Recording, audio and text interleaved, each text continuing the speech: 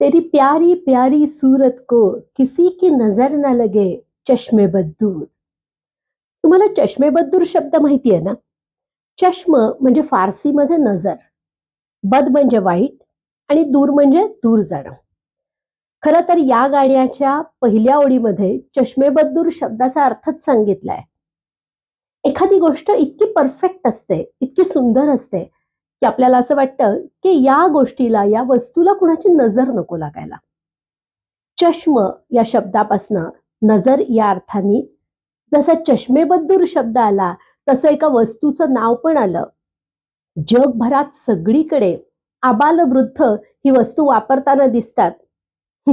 अगदी बरोबर, चष्मा. हा चष्मा भारतात कधी आला? तो कसा वापरला जायला लागला?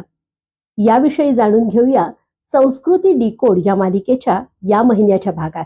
जरूर ऐका संस्कृती डिकोड.